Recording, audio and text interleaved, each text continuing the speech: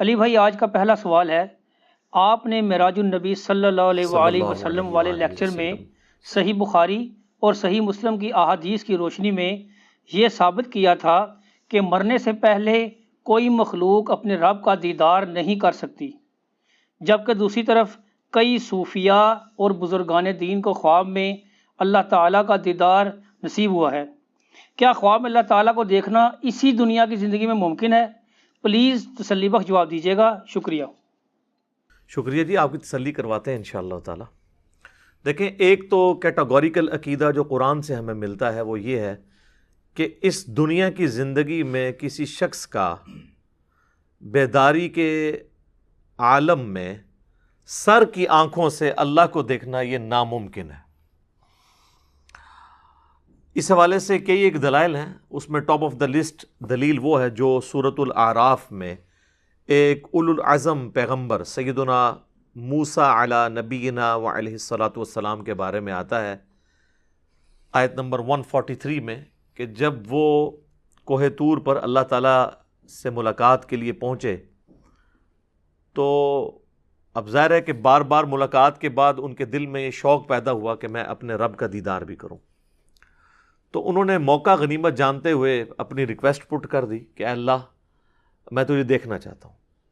تو اللہ تعالیٰ نے بالکل اسٹریٹ فارورڈ جواب دیا، قال لن ترانی، اللہ نے فرمایا تو مجھے نہیں دے سکتا، ولکن انظر الی الجبل، لیکن تم پہاڑ کی طرف دیکھو جس پہ ہم اپنی تجلی نازل کریں گے، اگر یہ پہاڑ قائم رہ گیا، ہماری تجلی کو برداشت کر گیا، تو پھر تم گمان کرنا کہ تم بھی دیکھ سکتے ہو۔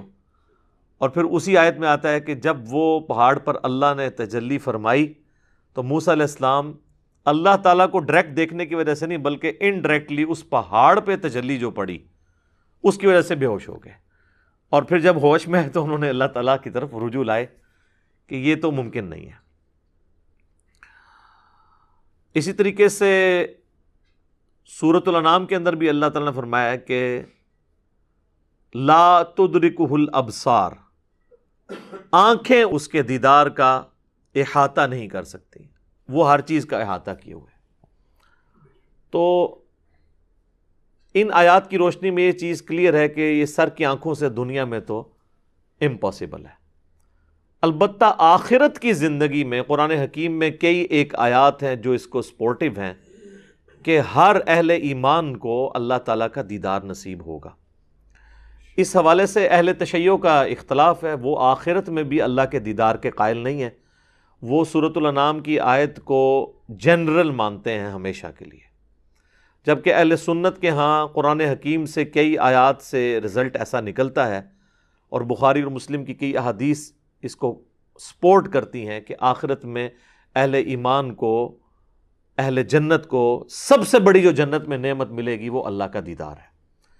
اس کو سپورٹیو جو ہے وہ جتنی آیات اور احادیث ہیں وہ میں نے الگ سے ایک ٹاپک ریکارڈ کروایا ہے جس کا آپ نے ذکر کیا، معراج النبی صلی اللہ علیہ وآلہ وسلم سے متعلق کیا عقیدہ ہونا چاہیے، اور اس رات اللہ تعالیٰ کے دیدار اور نبی علیہ السلام کی ملاقات کے حوالے سے یہ ساری ڈیٹیلز میں نے بتائی ہیں۔ چونکہ آج ٹاپک نہیں ہے لہٰذا میں اگر اس کو ہاتھ ڈال بیٹھا تو پھر اسے بھی 20-25 منٹ میں کنکلوڈ کرنا پڑے گا۔ تو ہم آج کے اس ٹاپک کی طرف آتے ہیں کہ یہ دعویٰ کرنا کہ خواب میں اللہ تعالیٰ کا دیدار ہو سکتا ہے بزرگان دین کو، صوفیاء کو یا اماموں کو، تو یہ صرف ان کی منہ شگافیاں ہیں۔ اس کائنات میں ایک ہی ہستی ہے جسے خواب میں دل کی آنکھوں سے اللہ کا دیدار نصیب ہوا، اور وہ ہیں ہمارے محبوب سید الاولین والآخرین، شفیع المذنبین، رحمت للعالمین، سیدنا و مولانا امام اعظم محمد رسول اللہ صلی اللہ علیہ وآلہ وسلم، اور وہ بھی خواب میں انہیں دیدار ہوا۔ یہ حدیث مسند امام احمد میں ہے، جامعہ ترمذی میں صحیح سند کے ساتھ موجود ہے، امام ترمذی نے بھی اس کی تصحیح کی ہے اور پھر ساتھ کومنٹس نقل کیے ہیں کہ میں نے اپنے استاد امام محمد بن اسماعیل المعروف امام بخاری، ان سے جب اس حدیث کے متعلق پوچھا تو انہوں نے فرمایا یہ حدیث صحیح ہے۔ وہ حدیث میں بعد میں ڈسکس کروں گا اس گفتگو کو کنکلوڈ کرتے ہوئے، یہ جو بزرگان دین کے بارے میں، صوفیاء کے بارے میں یہ لوگ دعوے کر رہے ہیں، یہ ساری ان کی منہ شگافی ہیں. انہی سے پوچھیں کہ کیا صحابہ اکرام علیہم رضوان میں کوئی ایک بھی کامل الایمان شخص ایسا نہیں تھا کہ جو اللہ تعالیٰ کو دیکھ سکتا؟ کوئی ضعیف روایت ہی بتا دیں کہ سیدنا ابو بکر، عمر، عثمان و علی رضی اللہ عنہم اجمعین وعلیہم السلام اجمعین، یہی اولو العزم اصحاب رسول ہیں نا، خلفائے راشدین صلی اللہ علیہ وآلہ وسلم ورضی اللہ عنہم اجمعین. تو ان کو تو کبھی کوئی دیدار اس طرح کا نصیب نہیں ہوا. تو یہ لوگ زیادہ حقدار تھے اللہ تعالیٰ کو خواب میں دیکھنے کے یا بعد کے لوگ؟ اور اگر یہ پیکیج غیر انبیاء کے لیے ہوتا تو سب سے پہلا حق تو سیدنا موسیٰ علی نبینا علیہ الصلوۃ والسلام کا تھا. سورۃ الاعراف میں جو اللہ تعالیٰ نے فرمایا کہ قال لن ترانی، تو مجھے نہیں دیکھ سکتا، تو اللہ تعالیٰ فرماتا ہے کہ بعد میں نے نبی علیہ السلام کے امتیوں کو خواب میں زیارت کروانی ہے، تو تم تو اولو العزم پیغمبر ہو، تو خواب والا پیکیج آفر کیا جاتا ہے. میں آن دا بہاف آف سیدنا موسیٰ علیہ السلام آپ کو گارنٹی سے کہتا ہوں کہ خواب والا پیکیج اگر موسیٰ علیہ السلام کو آفر کیا جاتا وہ قبول کر لیتے. ہمیں کیا جائے، ہم قبول کرنے کے لیے تیار ہیں. وہ پیکیج نہ پیش کرنا اس بات کی دلیل ہے کہ یہ اعزاز ان کو بھی نہیں ملنے والا تھا. اب یہ دعوے صوفیاء کے بارے میں کرنا، اماموں کے بارے میں کرنا، بزرگوں کے بارے میں کرنا، تو یہ لوگوں نے ان کے اوپر جھوٹ باندھے ہیں. ان کی تو کوئی حیثیت نہیں ہے. سیدنا عیسیٰ علی نبینا علیہ الصلوۃ والسلام کے اوپر لوگوں نے جھوٹ باندھ دیے. اس وقت دنیا میں سب سے اوریاں اور بڑا شرک حضرت عیسیٰ علیہ السلام کے نام پر لوگ کر رہے ہیں. اتنے تو بت پرست نہیں ہیں دنیا میں جتنے کرسچنز ہیں، لیکن عیسیٰ علیہ السلام کا کوئی اس میں قصور نہیں ہے. اللہ تعالیٰ نے تو قرآن میں ان کی طرف سے صفائی پیش کی ہے. لقد کفر الذین قالوا ان اللہ هو المسیح ابن مریم، بے شک وہ لوگ کفر کر رہے ہیں جو یہ کہہ رہے ہیں کہ عیسیٰ ابن مریم ہی اللہ ہے. وقال المسیح، جبکہ مسیح تو خود کہا کرتے تھے یا بنی اسرائیل، اے اولاد یعقوب، اے بنی اسرائیل، اعبدوا اللہ ربی و ربکم، اس رب کی عبادت کرو جو میرا بھی رب ہے اور تمہارا بھی رب ہے. انہ من یشرک باللہ فقد حرم اللہ علیہ الجنہ ومأواہ النار وما للظالمین من انصار، بے شک جو کوئی اللہ کے ساتھ شرک کرے گا اللہ نے اس پہ جنت حرام کر دی ہے، اس کا ٹھکانہ جہنم ہے اور وہاں پر اس کا کوئی بھی مددگار نہیں ہوگا. والعیاذ باللہ تعالی. اللہم اجرنا من النار، آمین. تو میرے بھائی قرآن میں تو اللہ تعالیٰ عیسیٰ ابن مریم کی صفائیاں دے رہا ہے کہ وہ تو موحد تھے، ان کے ماننے والے مشرک ہوئے. اسی طریقے سے بزرگوں کے بارے میں، اماموں کے بارے میں اگر کوئی چیزیں منسوب ہوئی ہیں تو ہم بزرگوں کو یا اماموں کو تختہ مشق نہیں بناتے، الا یہ کہ کسی بزرگ نے جان بوجھ کے اپنے بارے میں کوئی جھوٹ پھیلایا ہو، اور وہ بھی ہم وثوق سے تو نہیں کہہ سکتے، اس کا اور اللہ کا معاملہ ہے. انہوں نے پبلک میں مشہور کیا ہوا ہے کہ جی وہ خواب والا معاملہ تو بہت چھوٹا ہے، وہ تو کہتے ہیں بیداری میں دیکھا ہے. کشف المحجوب جو تصوف میں پہلی کتاب ہے فارسی زبان میں، عربی زبان میں تو اور کتابیں اس سے پہلے لکھی گئیں، لیکن فارسی میں پہلی جو ٹیکسٹ بک ہے تصوف پہ، وہ اعزاز آپ کو حاصل ہے. یعنی آپ کے ملک پاکستان میں لاہور میں وہ دربار ہے المعروف داتا دربار، سید علی بن عثمان حجویری المتوفہ 465 ہجری، انہوں نے کشف المحجوب لکھی ہے، اور اس میں وہ بایزید بستامی کے حوالے سے لکھتے ہیں کہ بایزید بستامی کہتے ہیں کہ جب میں پہلی دفعہ حج کے لیے گیا نا، تو میں نے جو ہے نا وہ کعبہ دیکھا اور کعبے کے رب کو نہیں دیکھا. اب یہ کون سی ڈیمانڈ ہے، یعنی کہ وہاں پہ کوئی، اور کہتے ہیں پھر جب میں اگلی دفعہ گیا نا تو پہلا حج تو کہتے ہیں میرا ضائع گیا، اگلی دفعہ گیا تو میں نے بیت اللہ کو بھی دیکھا اور بیت اللہ کے رب کو بھی دیکھا. اور یہ وہ دعویٰ خواب میں نہیں کر رہے، بیداری میں کر رہے ہیں. تو کہتے ہیں کہ جی میں نے کہا یہ بھی اس دفعہ بھی حج میرا گیا، کیونکہ یہ تو شرک ہو گیا، کعبہ بھی اور بیت اللہ بھی. یعنی جن لوگوں کو ان چیزوں کی سمجھ نہیں ہے. اور پھر کہتے ہیں میں جب تیسری دفعہ گیا نا تو کعبہ غائب تھا، صرف اللہ کو دیکھا. تو کہتے ہیں پھر بھی میرا حج نہیں ہوا کیونکہ اس میں موجود تھا. ٹھیک ہے نا. تو اب یہ وہ ایک کہانی ہے, اور یہ اتنی عجیب و غریب کہانی ہے کہ اکثر لوگ سن کے اس کو سبحان اللہ ہی کہتے ہیں کہ پتہ نہیں کتنی کو بڑی علمی کو بات کر دیتی ہے. تو اس میں انہوں نے ڈائریکٹ دعویٰ کیا ہے. اور تذکرۃ الاولیاء کے اندر شیخ فرید الدین عطار المتوفی 627 ہجری, یہ کتاب پوری دنیا کے اندر صوفیاء کے حالات کے اوپر ایک ٹیکسٹ بک کے طور پہ مانی جاتی ہے, تذکرۃ الاولیاء. تو اس کے اندر انہوں نے بایزید بستامی کے اوپر ایک چیپٹر باندھا ہے, بایزید بستامی کی معراج. اور وہ کہتے ہیں کہ جی بایزید بستامی کو باقاعدہ معراج ہوئی ہے جس طرح نبی علیہ السلام کو معراج ہوئی ہے, اور اس میں ان کا دعویٰ لکھا ہے کہ میں نے اللہ تعالیٰ کا مشاہدہ کیا ہے معراج کی رات, خواب میں نہیں, معراج کی رات جو انہوں نے معراج کی. اور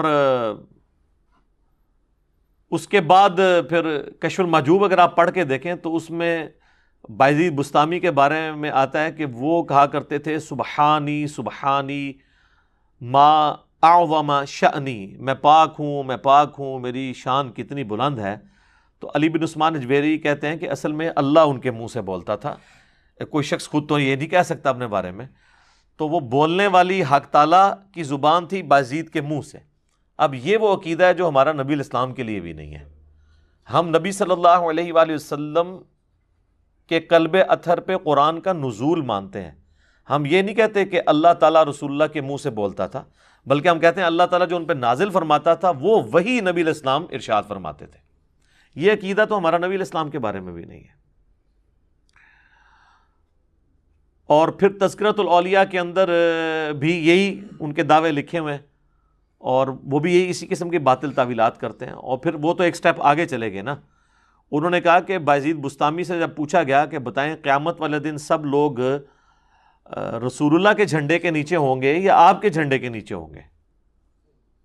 یہ پوچھنے والے بٹ کیڑے نے جنہوں نے قرآن حدیث دے ہی نہیں پتا.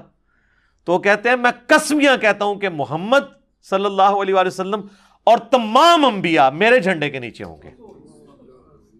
اور یہاں پہ انہوں نے ختم نہیں کیا, وہ کہتے ہیں لوائی اعظم من لوائی محمد, میرا جھنڈا محمد کے جھنڈے سے بھی بڑا ہوگا. استغفر اللہ واتوب الیہ. حضرت صاحب اگر آپ نے یہ بات کہی ہے نا تو آپ پاکستان میں آئیں تو سب سے پہلے میں پٹیشن فائل کروں گا 295C کی. اب ان لوگوں کے ماننے والوں کو کم از کم ان کتابوں کو پرنٹ کرنے والوں پہ تو 295C لگوانی چاہیے جب تک وہ پرنٹنگ سے توبہ نہیں کرتے. تو پھر وہ مصنف عطار صاحب جو ہیں فرید الدین عطار, وہ اس کی تعویل کرتے ہیں. وہ کہتے ہیں یار کہ بات یہ اتنے بڑے بزرگان دین تھے, یہ کیسے رسول اللہ کی توہین کر سکتے ہیں؟ اصل میں ان کے منہ سے اللہ بول رہا تھا جب وہ کہہ رہے تھے نا کہ میرا جھنڈا محمد کے جھنڈے سے بڑا ہے, تو اللہ کا جھنڈا تو محمد کے جھنڈے سے بڑا ہی ہوگا. ایک جھوٹ کو چھپانے کے لیے ایک اور جھوٹ بولا, اور وہ جھوٹ اتنا بڑا بلنڈر ہے کہ قیامت والے دن تو جھنڈا ہونا ہی ایک ہے. صحیح مسلم میں حدیث ہے قیامت والے دن سب سے پہلے میں قبر سے نکالا جاؤں گا, سب سے پہلے میں شفاعت کروں گا, اور سب سے پہلے میری شفاعت قبول کی جائے گی.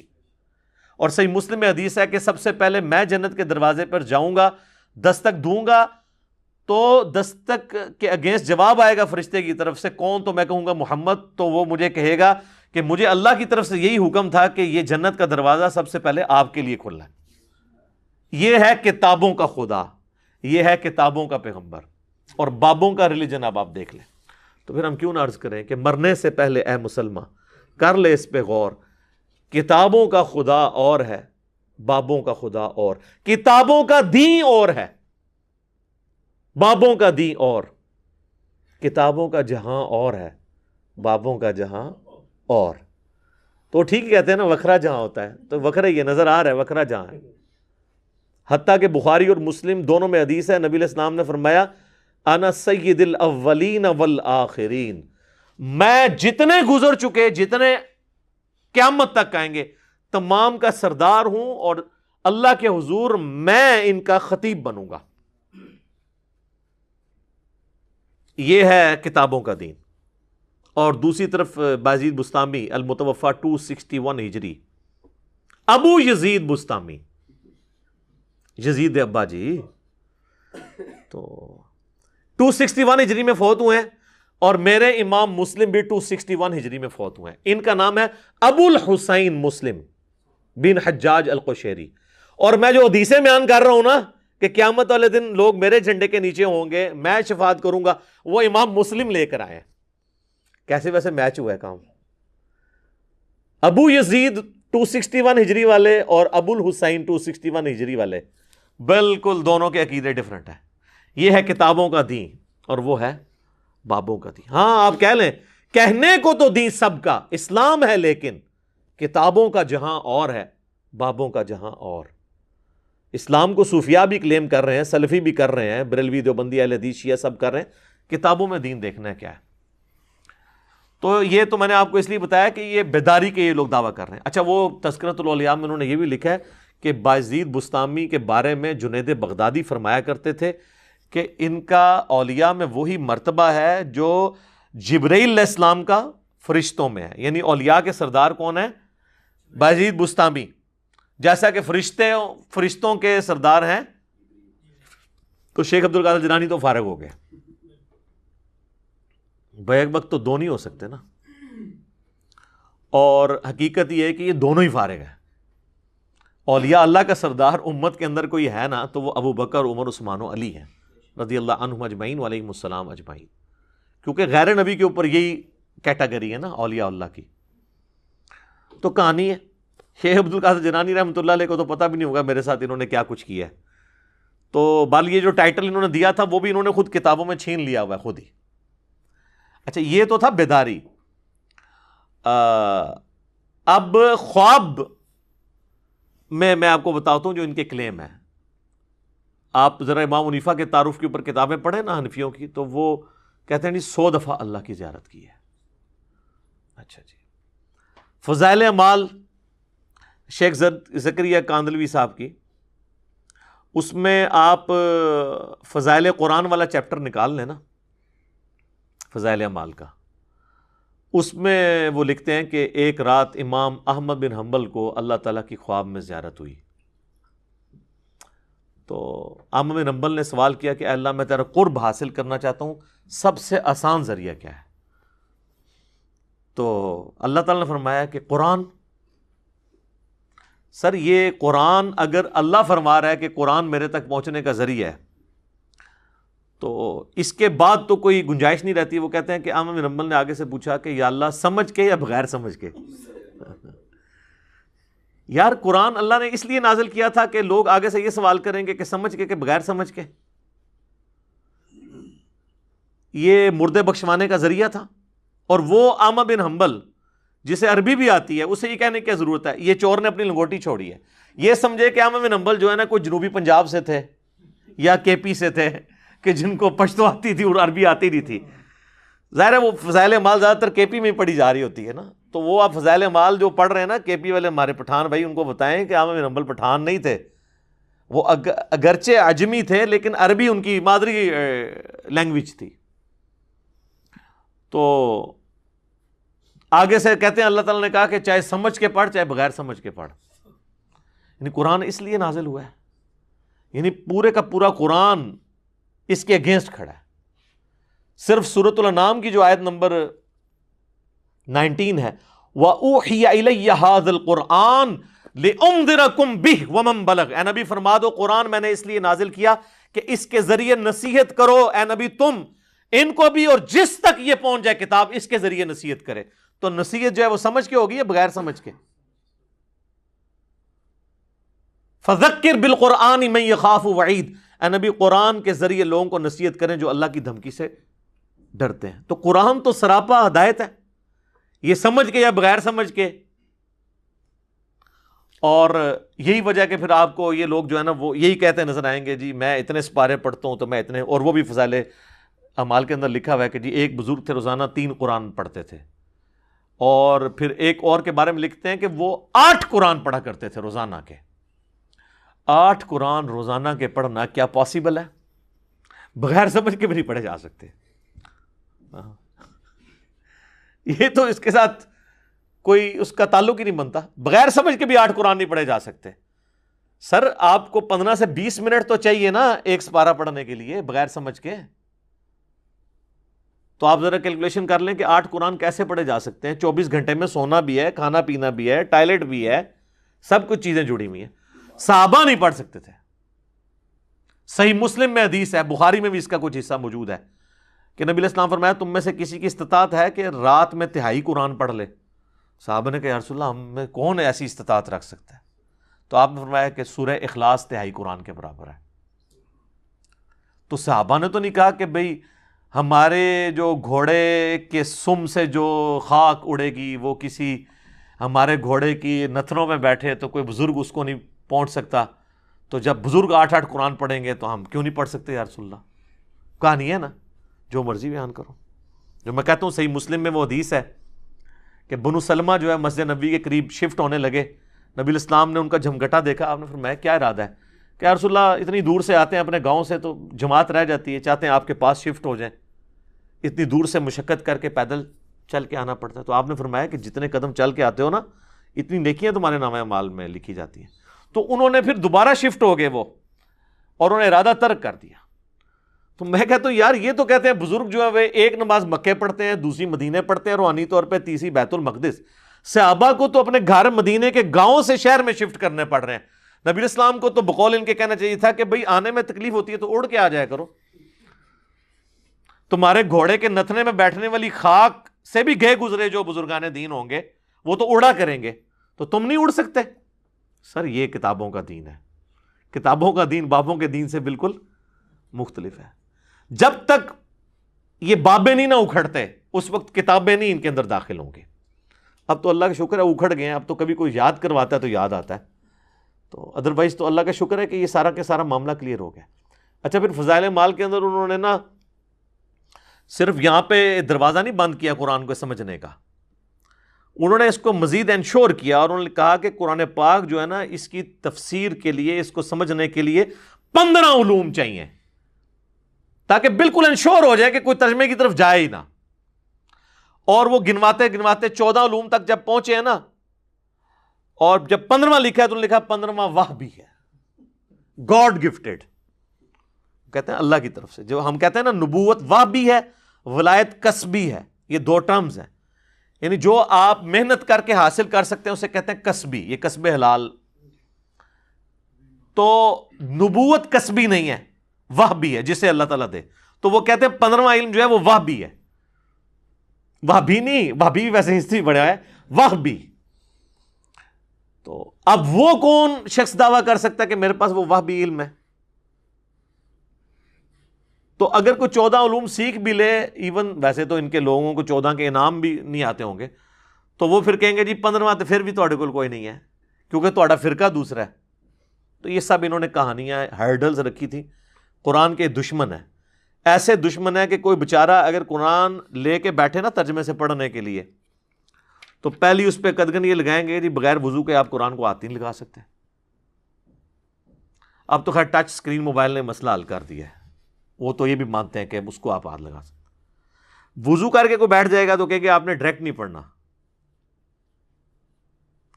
کسی عالم سے جا کے پڑھنا ہے. عالم کے پاس جائیں گے تو وہ آگے تفسیروں کے چکر میں ڈال دے گا. وہ کہے گا جی اس کا تو ترجمہ ہے نا، یہ ترجمے میں سے ڈائریکٹ نہیں مطلب نکلنا، آپ نے جو انڈائریکٹ مطلب بھی نہیں نکلتا وہ آپ نے نکالنا ہے. اس میں سے جو اچھل اچھل کے ڈائریکٹ نکل رہا ہوگا نا وہ نہیں آپ نے نکالنا. مطلب ایاک نعبد و ایاک نستعین سے اچھل اچھل کے کیا نکل رہا ہے کہ اللہ کو پکارنا ہے، یہ نہیں آپ نے مطلب سمجھنا. آپ نے بابوں کے پکارنے کو بھی اللہ کا پکارنا سمجھنا ہے. تو اس طریقے سے یعنی یہ پھر ڈسیو کرنے کی کوشش کرتے ہیں. اور پھر یہ ان کے پاس ہتھیار ہے جی وہ 15واں علم وحی ہے. اور جناب سنبھال لو وہ 15واں علم کس نے حاصل کیا اور کس نے بتایا. اچھا یہ تو میں نے آپ کو بتایا کہ یہ خواب اور بیداری کے بارے میں. ایک اور بڑا انٹرسٹنگ واقعہ ہے، فضائل حج شریف میں لکھا ہوا ہے. فضائل حج بھی فضائل مال کا ایک چیپٹر ہے لیکن الگ سے چھپتا ہے. بیسیکلی یہ پورا ایک نصاب تھا، اس کا نام تھا تبلیغی نصاب. تبلیغی نصاب کے اندر نا چیپٹرز تھے، فضائل نماز، فضائل قرآن، فضائل درود، فضائل حج، یہ بے شمار چیپٹرز تھے. انہوں نے پھر چھانٹی کر کے نا کچھ چیپٹرز کٹھے کر کے فضائل اعمال کے نام سے چھاپ دیے. ایک چیپٹر اسی میں سے کاٹ کے الگ کر کے فضائل درود بنا دیا، ایک چیپٹر فضائل حج بنا دیا. اور پلیز اس کی یہ لی کہ یہ تو حج کے دنوں میں ضرورت ہے، آپ دیکھیں حج کے دنوں میں فضائل حج سے درس ہو رہا ہوتا ہے، فضائل مال سائڈ پہ پڑی ہوتی ہے، فضائل مال بھی بعد میں نام رکھا گیا ہے۔ اصل یہ کتاب تھی تبلیغی نصاب، یعنی ان کا نصاب، اس میں سے فضائل مال نکالی گئی چند ایک چیپٹرز کو اکٹھا کر کے۔ فضائل حج علیحدہ سے چیپٹر چھپا ہوا ہے، اس میں وہ کہتے ہیں کہ ابدال میں سے ایک شخصیت کا بیان ہے۔ اب ابدال کون، شخصیت کون، ایکس وائی زی، وہ اس طرح کے ایک آواز آئی، بزرگوں نے فرمایا، وہ کہتے ہیں ابدال میں سے ایک شخصیت کا فرمان ہے، وہ کہتے ہیں کہ جی ان سے کسی نے حضرت خضر سے جب ملاقات ہوئی ان کی، حضرت خضر کے اوپر میرا آپ دیکھ لیں موسیٰ اور خضر والا، آپ کو بتاؤں گا یہ خضر ہے کون ہے اور انہوں نے کون سا خضر بنایا ہوا ہے۔ یہ لفظ ہے خضر، حضرت خضر سے ملاقات ہوئی ابدال میں سے ایک شخص کی، تو اس نے کہا کہ حضرت آپ تو اس امت کے بڑے بڑے اولیاء کے پاس گئے ہیں، آج تک آپ کو کوئی ایسا ولی ملا ہے جو مرتبے میں آپ سے بھی زیادہ ہو؟ ان کا ہاں جی ایک بندہ ملا تھا۔ انہوں نے کہا پھر دسو کون سی؟ وہ کہتے ہیں کہ میں مسجد نبوی میں بیٹھا ہوا تھا اور محدث عبد الرزاق جو امام بخاری امام مسلم کے استاد ہیں، امام بخاری امام مسلم نے ان سے احادیث لی ہیں، مصنف عبد الرزاق اور مصنف ابن ابی شیبہ، یہ دو کتابیں ہیں جو ایک زمانے میں لکھی گئی، دونوں اب اردو میں ترجمہ ہو چکی ہیں۔ وہ کہتے ہیں جی محدث عبد الرزاق جو تھے نا، وہ درس حدیث دے رہے تھے مسجد نبوی کے اندر بیٹھ کے، تو لوگ ان کے گرد جھمگٹا لگائے بیٹھے ہوئے تھے، اور ایک نوجوان جو ہے نا وہ یوں کر کے نا اپنے گریبان میں سر دیے ہوئے کونے میں بیٹھا تھا، وہ درس حدیث نہیں سن رہا تھا۔ تو کہتے ہیں حضرت خضر کہتے ہیں میں اس کے پاس گیا اور میں نے کہا کہ اتنے بڑے محدث مسجد نبوی میں درس دے رہے ہیں اور تم ان کا درس سننے کی بجائے سائڈ پہ بیٹھے ہوئے ہو۔ تو کہتے ہیں اس نے نا سر بھی نہیں اٹھایا، اسی حالت میں کہا کہ لوگ جو ہے نا یہ تو عبد الرزاق سے حدیثیں سن رہے ہیں، ہم تو ڈائریکٹ رزاق سے سنتے ہیں۔ جی جی جی، یہ یعنی یہ بات اور غلام احمد قادیانی کے دعوے میں کیا فرق ہے؟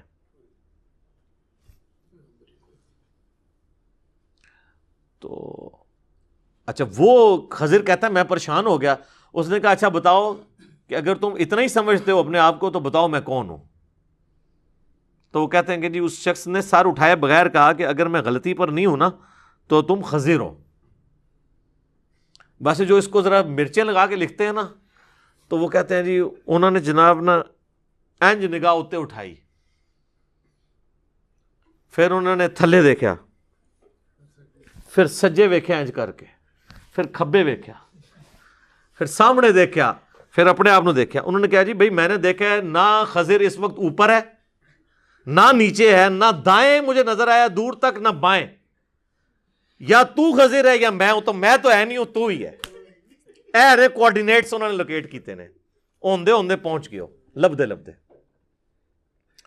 تو یہ ہیں لوگوں کے دعوے۔ آپ تو بات کر رہے ہیں خوابوں میں دیکھنے کی، یہ تو خوابوں سے بھی اگلے ورژن میں جا چکے ہیں۔ بہرحال ایک یہ خواب ہے اور ایک وہ خواب ہے جو وحی الہی ہوتا ہے، اور وہ ہوتے ہیں پیغمبروں کے خواب۔ غیر پیغمبر کا بھی ہو سکتا ہے، وہ بخاری مسلم میں حدیث ہے کہ خواب یا اللہ کی طرف سے ہوگا یا شیطان کی طرف سے یا نفس کی طرف سے۔ اور یہ بھی حدیث ہے بخاری اور مسلم دونوں میں کہ خواب نبوت کا 46واں حصہ ہے، یعنی غائب کی خبروں کا 46واں حصہ ہے۔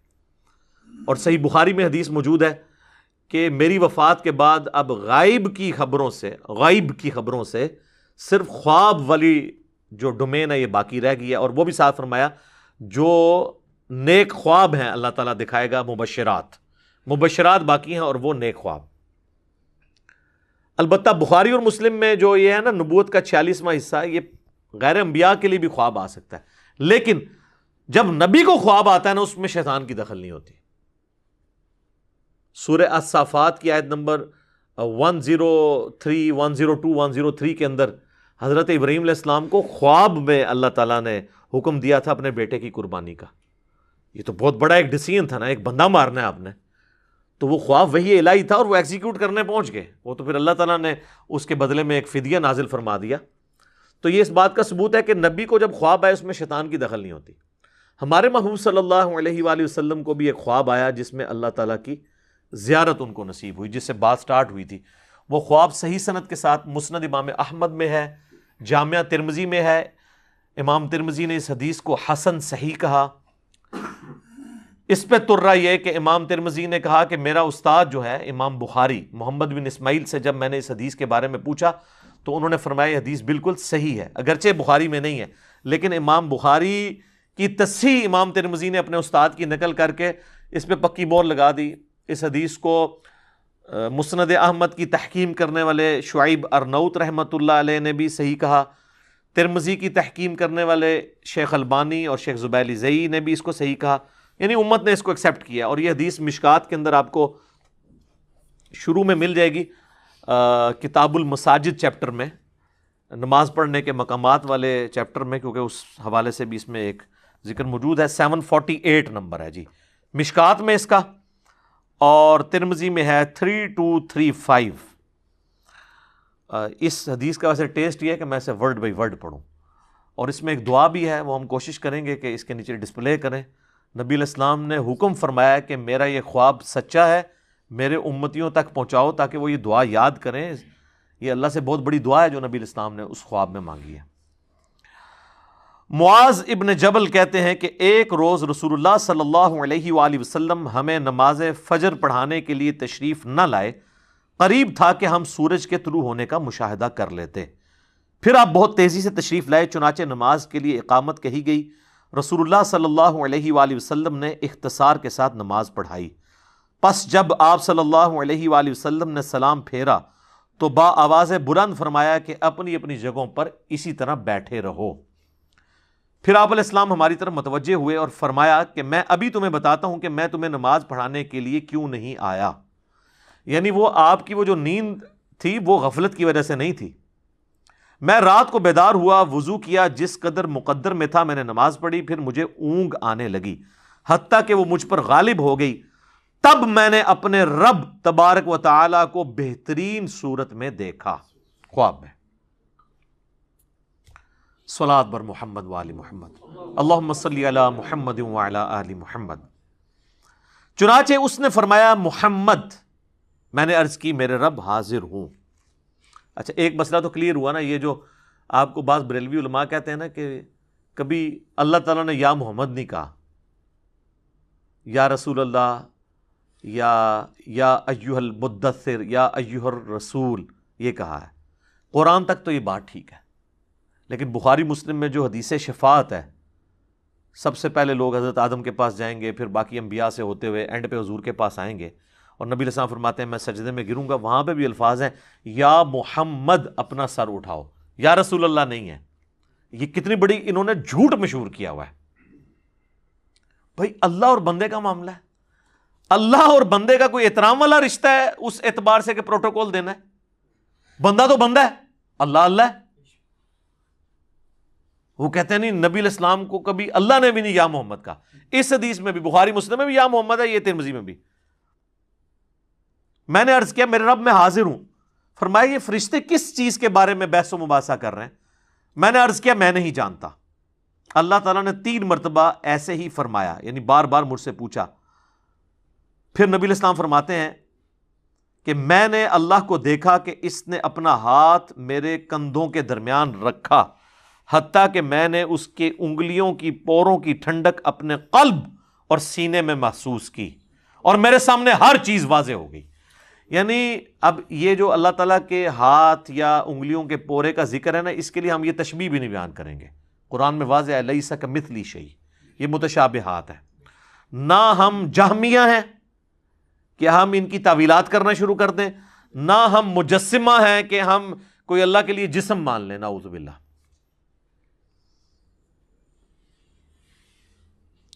اور یعنی اس کی برکت سے پھر ہر چیز کہتے ہیں مجھے واضح ہوگی اور میں نے پہچان لی. پھر میرے رب نے مجھ سے فرمایا محمد. میں نے عرض کی میرے رب میں حاضر ہوں. یہ مقرر فرشتے کس چیز کے بارے میں بحث و مباحثہ کر رہے ہیں؟ میں نے عرض کیا کہ گناہ مٹا دینے والے اعمال کے بارے میں. اللہ نے پوچھا وہ کیا ہیں؟ اب سکھایا اللہ نے خود ہی ہے، لیکن یہ اصل میں تربیت ہو رہی ہے. میں نے عرض کیا باجماعت نماز پڑھنے کے لیے چل کر جانا. یہ آپ نے ذرا مال نوٹ کر رہے ہیں. نماز کے بعد مسجد میں ہی بیٹھے رہنا، اور ناگواری کے باوجود اچھی طرح مکمل وضو کرنا، 3 اعمال۔ پھر وہ کس چیز کے بارے میں بحث کر رہے ہیں؟ میں نے عرض کیا درجات کے بارے میں۔ فرمایا وہ کیا ہے؟ میں نے عرض کیا کھانا کھلانا، نرمی سے بات کرنا، اور جب لوگ سو رہے ہوں تو نماز تہجد پڑھنا، یہ درجات کی بلندی کا سبب ہے۔ اور جو پہلے 3 اعمال تھے وہ گناہوں کے مٹانے والے 3 اعمال ہیں۔ اچھا، آج نبی علیہ السلام فرماتے ہیں کہ اللہ تعالیٰ نے پھر مجھ سے فرمایا کہ اے محمد کچھ مانگنا ہے تو مجھ سے مانگ لو۔ اب نبی علیہ السلام نے اسی وقت ایک دعا، وہ اللہ نے ان کو تعلیم کی یا فی البدی زبان پہ آئی خواب کی حالت میں، تو وہ جو باتیں ڈسکس ہو رہی تھی نا، نیک اعمال، گناہوں کو مٹا دینے والے اعمال، درجات کے بلندی والے، تو نبی علیہ السلام کہتے ہیں جب مجھے اللہ نے کہا نا کہ مانگ لے کچھ مجھ سے مانگنا ہے، تو میں نے پھر یہ دعا مانگی۔ وہ ہے دعا جناب، اللہم انی اسألک فعل الخیرات وترک المنکرات وحب المساکین وان تغفر لی وترحمنی واذا اردت فتنۃ فی قوم فتوفنی غیر مفتون اسألک حبک وحب من یحبک وحب عملی یقربنی الی حبک۔ یہ دعا کہتے ہیں میں نے جب مانگی، اس کا ترجمہ میں بعد میں بتاتا ہوں، تو رسول اللہ فرماتے ہیں صلی اللہ علیہ وآلہ وسلم میرا یہ خواب حق ہے، اسے یاد کر لو اور اسے دوسروں تک پہنچاؤ۔ امام ترمذی فرماتے ہیں حدیث حسن صحیح ہے، اور میں نے محمد بن اسماعیل بخاری سے اس حدیث کے متعلق پوچھا تو انہوں نے فرمایا یہ حدیث صحیح ہے۔ اب یہ ہے اصل میں وہ دعا جو آپ کو یاد کرنی چاہیے۔ اللہ کا شکر ہے میں نے تو 1994 میں یاد کی تھی، جب مجھے پہلی دفعہ یہ پتہ چلی، جب میں FSC میں پڑھتا تھا، تو نماز کے تشہد میں اسے پڑھیں اس دعا کو، کیونکہ بخاری مسلم میں حدیث ہے جب درود شریف پڑھ چکو تشہد میں، اس کے بعد جو چاہو اپنے رب سے مانگو۔ تو آپ یہ مانگیں کہ اللہم انی اسألک فعل الخیرات، اے اللہ میں تجھ سے سوال کرتا ہوں ہر طرح کے نیک کام کرنے کا، وترک المنکرات، اور ہر برے کام کو چھوڑ دینے کا، وحب المساکین، اور مسکینوں سے محبت کرنے کا، وہی باتیں جو وہ ڈسکشن ہو رہی تھی، وَأَن تَغْفِرَ لِي وَتَرْحَمَنِي، اور یہ کہ تو مجھے بخش دے اور مجھ پر رحم فرما، وَإِذَا أَرَدْتَ فِتْنَةَ فِي قَوْمٍ فَتَوَفَّنِي غَيْرَ مَفْتُونٍ، اور جب تو ارادہ کرے کسی قوم کو آزمائش میں ڈالنے کا تو اے اللہ مجھے اس آزمائش سے بچا کے رکھنا۔ اسألک حبک، اے اللہ میں تجھ سے تیری محبت کا سوال کرتا ہوں، وحب من یحبک، اور ہر اس شخصیت کی محبت کا سوال کرتا ہوں جس سے تو محبت کرتا ہے، وحب عملی یقربنی الی حبک، اور ہر اس نیک عمل کی محبت میں تجھ سے مانگتا ہوں جو مجھے تیرا قرب عطا کر دے۔ یہ اسی کی فارم ہے جو ابو داؤد میں اور نسائی میں حدیث ہے نا، معاذ ابن جبل سے حضور نے کہا تھا معاذ میں تجھے محبوب رکھتا ہوں، میں تجھے وصیت کرتا ہوں کہ ہر نماز کے بعد کبھی ترک نہ کرنا، ربی اعنی علی ذکرک و شکرک و حسن عبادتک۔ اور نسائی میں الفاظ ہیں اللہم اعنی علی ذکرک و شکرک و حسن عبادتک، اے اللہ میری مدد فرما ذکر کرنے پر، شکر ادا کرنے پر، اور اچھے طریقے سے عبادت کرنے کے اوپر اے اللہ تو میری مدد فرما۔ تو یہ جناب خواب تھا، یہ ہے اصل خواب جو اللہ تبارک و تعالیٰ نے ہمارے محبوب صلی اللہ علیہ وآلہ وسلم کو دکھایا۔ اس کائنات میں ایک ہی ہستی ہے جسے خواب میں زیارت ہوئی، وہ ہمارے محبوب صلی اللہ علیہ وآلہ وسلم ہے۔ انشاءاللہ جنت میں جا کے ہم سب زیارت کریں گے۔ دنیا میں کسی اور کے بارے میں کلیم کرنا میں سمجھتا ہوں نبی اسلام کی شان میں بھی گستاخی ہے اور قرآن و سنت کی تعلیمات کا مذاق اڑانا ہے۔ تو ہم تو میرے بھائی صرف آپ کو سمجھا سکتے ہیں کیا کہ مرنے سے پہلے اے مسلمان کر لے اس پہ غور، کتابوں کا خدا اور ہے، بابوں کا خدا اور۔ کہنے کو تو دین سب کا اسلام ہے، لیکن کتابوں کا جہاں اور ہے، بابوں کا جہاں اور جب یہ آپ 2 سٹیجیں طے کریں گے نا تو آپ کے اندر سے آواز آئے گی کیا کہ نہ میں وہابی نہ میں بابی، میں ہوں مسلم علمی کتابی، نہ میں وہابی ہوں اور نہ میں بابوں کا دفاع کرنے والا بابی ہوں، میں علمی کتابی مسلم ہوں۔ ٹھیک ہو گیا جی. اللہ تعالیٰ سے دعا ہے جو حق بات میں نے کہی اللہ تعالیٰ ہمارے دلوں میں راسخ فرمائے. اگر جذبات میں میرے منہ سے کوئی غلط بات نکل گئی تو اللہ تعالیٰ ہمارے دلوں سے اسے دھو ڈالے, ہمیں معاف بھی فرما دے, ہمیں کتاب و سنت کی تعلیمات پر عمل کر کے دوسرے بھائیوں تک پہنچانے کی توفیق عطا فرمائے. سبحانک اللہم و بحمدک اشہد ان لا الہ الا انت استغفرک و اتوب الیک وما علینا الا البلاغ المبین. جزاکم اللہ خیرا.